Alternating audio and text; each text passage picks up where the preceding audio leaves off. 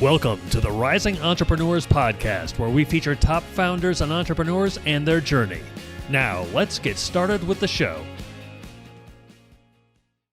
All right, welcome everyone. John Corcoran here. I'm the co-host of this show. Check out some of my past interviews. We've got all kinds of great interviews in the archives with founders or CEOs or entrepreneurs from Netflix, Kinko's, YPO, EO, Activation Blizzard, LendingTree, and many more. And this is part of our GLC series, Global Leadership Conference series. Now, the Global Leadership Conference, or GLC, is a conference for emerging business leaders. It's put on by the Entrepreneurs Organization, EO, each year. I'm a member of EO. Our guest is a member of EO. I will be attending this year's event, and we created this series to highlight this upcoming conference. So if you're a member of EO, Entrepreneurs Organization, it is from April 23rd to 26th, 2022. It's both in Washington, D.C. and in Barcelona, Spain, and virtually. So you can participate whatever way that you preferred. Go to eonetwork.org. And my guest here today is John Paul Gedeon. He's CEO of JPG Media. It's Hawaii's fastest growing out-of-home media agency. He's a member of EO Hawaii. He started it back in 2000, and it was a high school passion project that has moved into being a multi-million-dollar business.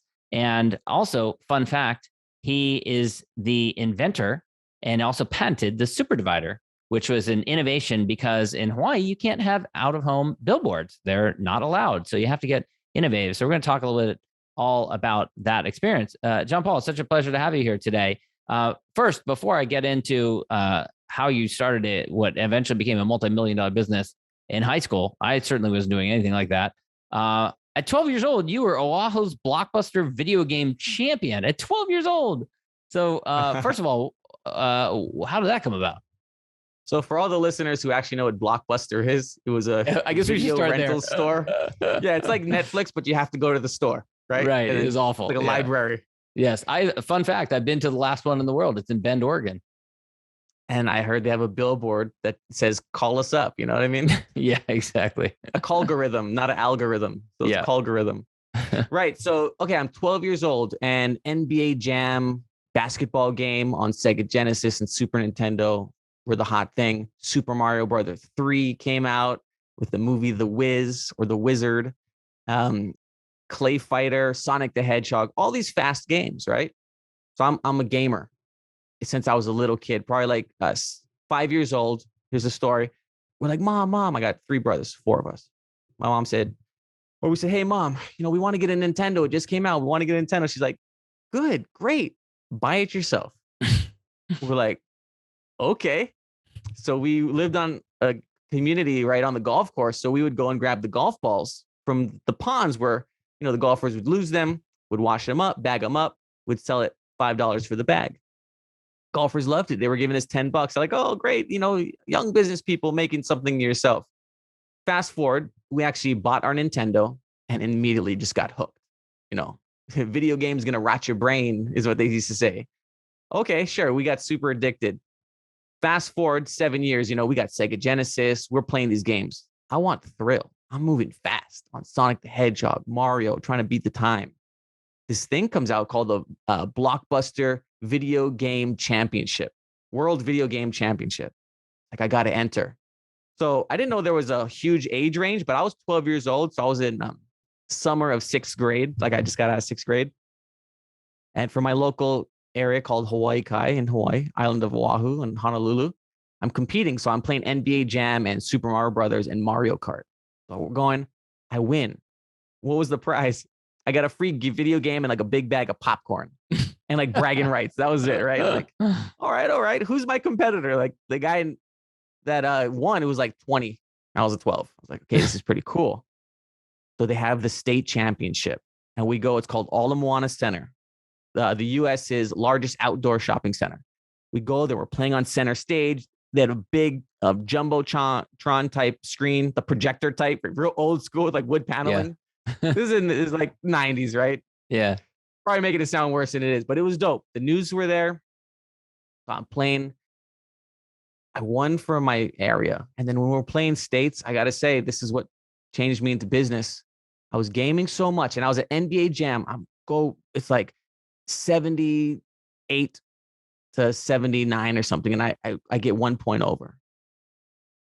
I thought I won. Slam dunk, NBA Jam. Boom. But there was a half a second at the buzzer. And anyone who knows how to play video games, you got that half buzzer, you do a wild shot from the other side of the court. The guy threw it. Boom. He beat me by 1 point because he got a 3-pointer. Crushed my dreams. So this 20-year-old guy beat a 12-year-old. I thought I was the man. And I got quickly reality checked. And I was like, I'm not playing video games anymore. I'm going to focus on making money. That'll be my score. And that was the video game championship story. I should have stayed in it. I would probably be making millions faster. Yeah, they're professional gamers these days now, teams of them even. And so you in high school, you end up starting what became your business now. So how did you get into that? All right. Well, in Kaiser High School, public school, I went the whole public school route my whole life. And they had a class. It's called graphic communications. This is where they had like Photoshop 2, I think it was back then. And there was a book of clip art where it had this bunch of images and you would have to scan it in and you could manipulate the images. I said, oh, what if I bring in a Volcom shirt? Volcom is a surf brand. It was really cool at the time. So I would get my friends, all the girls and guys, to give me their blank shirts. And I would learn how to print t-shirts in the class. They had the machines. So I would set up shirts and I started printing their shirts. I was bootlegging Volcom shirts. And I would just start making my own design and put the Volcom logo. I said, oh, this is pretty cool. So eBay came out, PayPal came out, and I got a vinyl cutter. That's where you can make, vinyl decals. I started making these big 2-foot, that's the biggest I could make a sticker, 2-foot Volcom stone stickers. I would throw them up on eBay, $25 a pop. Choose any color of the vinyl. I had like 10 vinyl colors. In 2 weeks, I made $800 in my PayPal. I'm like, bro, I'm on a roll. This is it. This is how I'm going to do it. And I don't care if I'm bootlegging. I log into my Yahoo email to check my orders. Frozen. Excuse me. My eBay was frozen. My PayPal was frozen. I go to my Yahoo account, my email, there's a beautifully written cease and desist from Volcom's lawyer saying, we know that you're bootlegging because we don't sell stickers. You need to get them at our events. Please stop. Here's the number to your local rep. Call them. They will give you free stickers. Just don't go and sell them. I was like, this is crazy. So I called him up. I think the guy's name was Keone. He said, yeah, sure, I'll give you some stickers, man. But why are you selling our stickers online? Like, you're going to get busted. Yeah. I was like, yeah, I know. He's like, you should just do your own thing. I mean, you're making designs. So I started a clothing brand. Right then, it was called Ideal. It's one of our hats. So I started with clothing. I thought hats and shirts were really cool. Yeah, that's a cool one. Living the surf skate. Yeah, it's, we're looking at, for those listening to this, it's like kind of a black baseball hat with a Hawaiian print on the brim, and it says life with the surfer as the eye. Yeah, so you can tell it's like the surfing life, right? Yeah. Just pretty universal right there. Well, fast forward from that, I'm selling probably about 50 let me ask you about that. So when you switched from the Volcom, I imagine you're developing your own brand. Did it take a lot longer then to develop your own brand? No, I was already making designs. All I had to do was just stop putting the Volcom logo on my designs. So you still are able to make money, just probably charging maybe less of a premium. Yeah, absolutely. I was making less money because no one knew of my brand. So I had to really go out and market. When I was selling Volcom, I just knew that there was a demand for these cool stickers. I would type in, put the search term in my heading, my description and all that on eBay, and people would buy it. Now I'm out there. I've got to promote my own brand. And it was fun. I wanted to I was part of my own market, surfing, skating in Hawaii, want to meet girls and go to the beach and party and all that. So it was fun, but I'm selling like 50 shirts a month. I get an order because we're making shirts and stickers. So people see it in my local community. They like the quality. A local restaurant, a high-end restaurant called Roy's I know it. I love Roy's. Yeah. Yeah. Roy's started in Hawaii. Roy Yamaguchi, right? Roy Yamaguchi. Yeah. Yeah. They started in Hawaii and then Outback did a licensing deal and then spread them across the US. Big deal. Well, they said, well, we're going to have our, I think it was a 20th anniversary. We need 1,400 shirts. I was like, oh, wow. Yep. The opportunity come. I'm like, I'll do 1,400 shirts. And I lowballed that deal. Like, I think I charged like $4.50. I made like $1 a shirt. I should have charged like $10 a shirt, but I didn't know the pricing back then for like that many shirts. Yeah. So I just brokered it. I used to print shirts in my garage, in my kitchen. That's how we started. I just brokered this. My mom found a Vietnamese warehouse that did screen printing and embroidery. So that's where I learned how to broker deals off of those shirts, made a little bit and said, wait a minute, this is way easier. I'll just make a little bit of money off a lot of clients and come up with a name. So my initials are Jean-Paul Gedeon is my name. So that's JPG. That's JPEG, like a picture file. I was like, man, I'm born for this. I got a name that's the most popular graphics file, the format. So yeah, that was the beginning of JPEG. So it really started out, we're doing graphic design, printing, and then graphic installations. That's where we really came from 20 years ago. Fast forward, if you want to talk about our media company, our out-of-home advertising, which is my real passion. Now, we still have a very successful printing, design, and graphic installation business. That's a lot of cash flow comes through that. But my new one was I saw an opportunity where we can help a company from step one to step done. Let's just say last week, we finished clearing out an Uggs store. Uggs is those boots from Australia. And they're closing down some locations in Hawaii. We do the full demolition, fix the walls, patch the holes, repaint, and give them the keys so they can give it back to the landlord. So we're helping a company from design process, printing, whatever graphics, wall murals, exterior, interior signage, print collateral, business cards, all of that. But I knew there was something else. And I always loved billboards. Whenever we travel to a different country, Australia or China, Hong Kong, Costa Rica, Japan, you see these billboards everywhere. But we didn't have it in Hawaii. You didn't grow up around them, yeah. So I'm like, whoa, this is huge. How do you even print that? I'm used to like a printer that can go like 5 feet wide. How are these 20 feet? So I'm kind of just fast forwarding a little bit more here.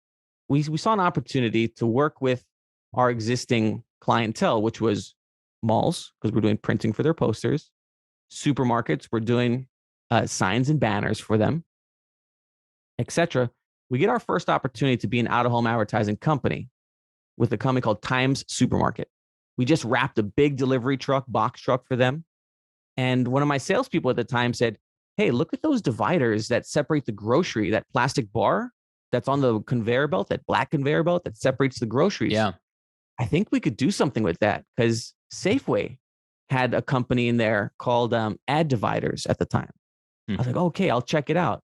I looked, I'm like, it's kind of like cheap. I wanted to have something high end, maybe a luxury type of feel. I thought it was like lower like level type of advertising. Yeah, I didn't really want to be a part of it, but they agreed, like say, oh yeah, why don't you show us something? So I was like, okay, I got to come up with something now. They just signed a deal with us, like an exclusive agreement, right? So we're there, got to perform. So I go to Safeway. I'm looking at that divider. I say, okay, there's a number on it. I'll call them. So I called up Ad Dividers. And they're like, oh, yeah, why don't you introduce us to your supermarket and we'll give you a couple bucks. I'm like, no, how about I just buy some of your dividers and you could be my supplier? I promise I'll buy more. Like I got, 23 supermarkets.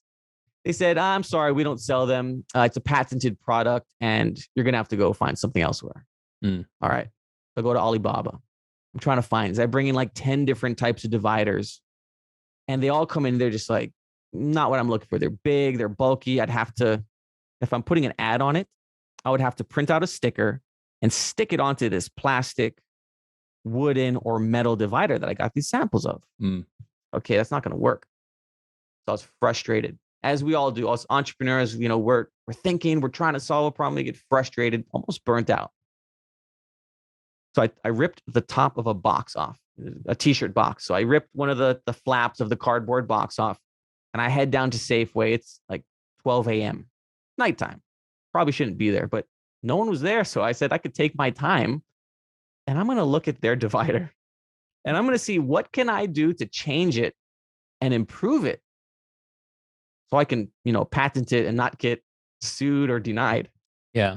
So I got a picture. I got the actual divider here I could show you. Yeah. So what you came up with was more of like, something a lot taller, higher. Yeah. And you could slide the new ad into the side. That's really cool. And so you go and then you have to go, you patented it. Right. So I patented what I did a patent search because I know how to do trademarks. I've done my own trademarks in the past. And so patent was new for me. So all I knew is that, okay, I want to create an easier device to advertise, an advertising display.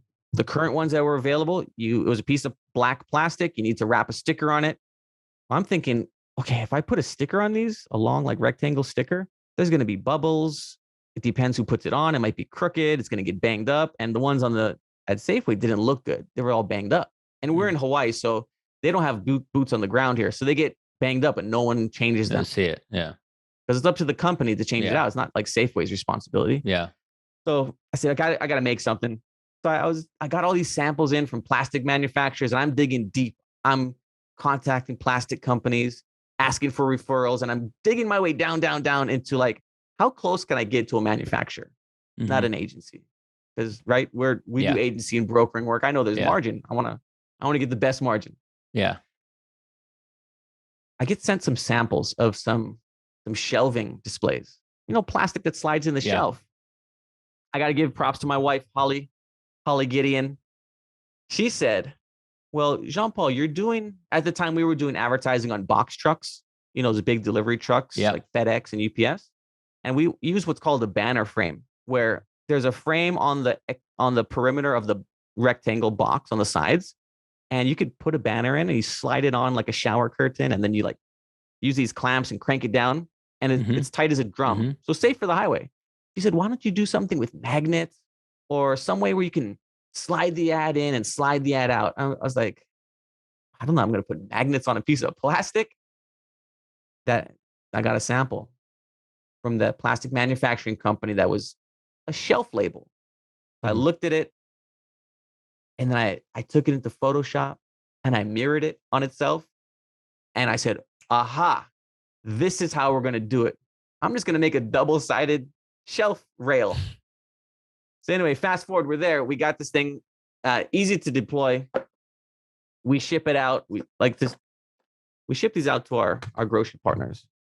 And then when we're changing ads, we're either changing the whole divider itself or we're just sliding these poster paper.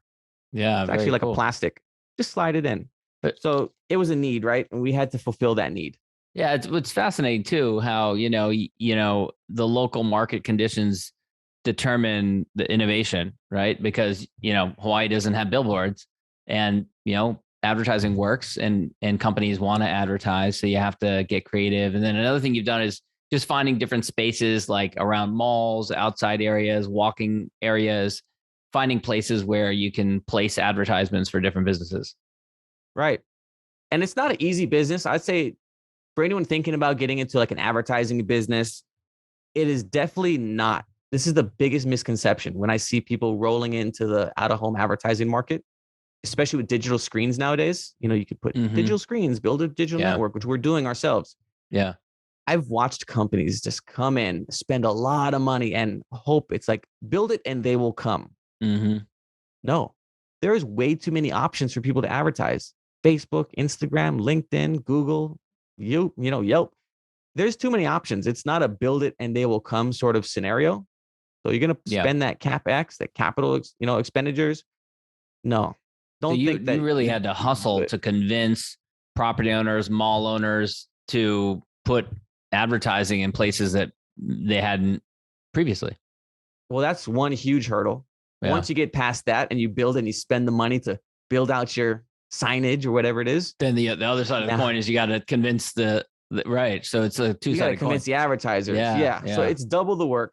Yeah. And it's not as easy as you think. And it comes in flows. But I think with anything, as long as you focus on it, like I don't want to be discouraging, right, to everyone. Like you can do it. I mean, you can't do it or whatever it is. It's just like any business. You got to constantly be hustle, constantly be grinding. Yeah. We're actually more of Airbnb than we are an advertising business. We're like a real estate business. Right. It's connecting both sides. Talk to me, we're running a little short on time. So talk to me a little bit about how you've been in EO for about 4 years now, how you ended up discovering EO and joining EO. And then I want to hear about your experience attending Global Leadership Conference. I love it. And if you need to, you edit this down, just take the hot clips, get rid of stuff where I go on tangents, tangent alert, level 10 meeting right here. All right. So I'm in EO. 2016 was the first year that I joined EO. And the way that I heard about it was from, actually, he's a friend. He's also a competitor. His name is Matt Heim. He was one of the presidents of EO Hawaii, and he's got a business called Han Blue. They're a printing company very similar to ours, much bigger than ours. And we're in the same AAF, American Advertising Federation. Mm. Yeah, so he got to know me and my brothers, my business partners through AAF. We did a large nonprofit campaign, and he's like, wow, these guys are like, go-getters, and we need some new younger blood in EO, and you'd be a great fit. It's like, Jean-Paul, you should join EO. And at the time, we weren't at that 1 million mark. I think we were like at 860,000. That's the number that sticks in my head. And at the time, I'm like, is he just saying that to like gauge how much we're making? Or is he kind of like throwing a jab like he knows that we're not at a million, so we can't get in? No, he was genuinely like wanted us to join. So it was funny. A competitor in our printing industry, he introduced me to it. I looked at the pictures of events. I'm like, hey, I know you. So many of my friends were in it that I didn't know they were in it. So we hustle hard. The next year, we crank it up 140 something thousand to hit that 1 million. Boom, we're in. And then what happens when you join? You automatically get almost voluntold and heavily suggested you join the board. So I joined the board as communications chair, and they said, hey, we're going to Toronto. We're going to Canada. Not an easy sell if you live in Hawaii. Yeah, I was like, let's do it. I totally love leaving, and I love coming back to Hawaii, but I love leaving. And it was like snowing. So I go, and I just met my wife at the time. So leaving was not the easiest thing, in a new relationship, and we're living together. But she said, yeah, I want to support you. Go. I went. And I got to say, GLC, the Global Leadership Conference for EO, Entrepreneurs Organization, was an absolute game changer. How so? What kind of an impact did it have on your business? 3 things. This is so good. Not only was it business, I got to network with a bunch of people who, when you're an EO member, and you know about the forum experience, and we use Gestalt and all that, and we actually show kind of what we say, open the kimono to the business. I learned so much about other people's businesses. One that stuck out was a landscaping company and how he gave quotes. Yeah, most landscaping companies are not tech savvy. You got to call them. They don't call you back. Hard to get a quote. Guy from Texas. He said, yeah, on my website, we take geospatial data and property records that know that there's a square footage of your property. It subtracts the square footage of your home, and then it gives you a price per square foot for landscaping as a quick estimate. And then, then they go and refine it to the actual project. A visit out to, I've heard about companies that do that. Saves them a visit out to the house. Instant quotes. Yeah. And that was a game changer for me to see, you know what? I do want to get a quote on my landscaping at 11 p.m. in my underwear. Yes. Right? Right. So that was one. That was the business side. More importantly was my other forum mates. We went up and we bonded. We bonded so tight. And these are guys who are some of them built their own businesses. Others are multi-generational businesses where they are now assuming the leadership position in their family business that are doing, quite well. And other ones were the guys just like me. We're coming up, started from nothing. I didn't get a family business. I went to public school. I didn't have a lot of money growing up, right? And they're kind of like pulling some up from the bootstraps. So while we're there, we were hanging out, drinking at a pub. And I said, you know what, guys? A couple of my friends, I don't know if I should say their names. You can bleep it out, but no, go ahead. One of my friends, Brandon Lam, Kang Dang, and Juno Chung. Really good guys from my forum, and Brad Hamasaki. They were in family businesses. And I said, guys, I got to let you know, I kind of, we're talking. So I think I was drinking a little bit, but I was open with them, real form. So I said, I'm feeling a little, I have a chip on my shoulder, about guys who have a family business who are raised and have money and all that. So easy. And we opened up and they told me, it's like, they showed me real experience. It's not easy. It's just different. And sometimes they say, more money, more problems. That's true. So all these preconceived ideas that these younger guys, they got a business, it's successful. Greater opportunity because they had a head start. Yeah. Interesting. Yeah.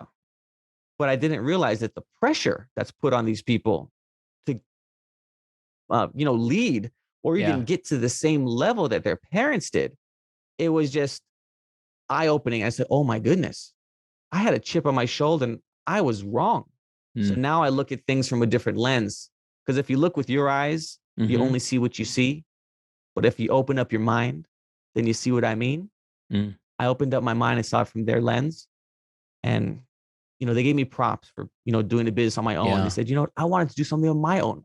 Everyone I talk to now, they don't necessarily want to be in a family business, but it's a family hierarchy in someone. So yeah. And then it was the networking with people from all over the world. So it was the business, the personal, and then I learned about family. Those three things, those pillars, to leave out of your environment and to be immersed with other entrepreneurs around the world who are doing the same thing you're doing, you can't replace that. Once in a lifetime experiences, you can't replace it. That's great, John Paul. Thank you for sharing your experience with it. Where can people go to learn more about you, connect with you, and learn the different things that you're up to? Well, if you want to go check out our business, it's really easy. It's jpghawaii.com. JPG Hawaii is HAWAII.com. That leads you to everywhere. Our YouTube, our Instagram, our LinkedIn.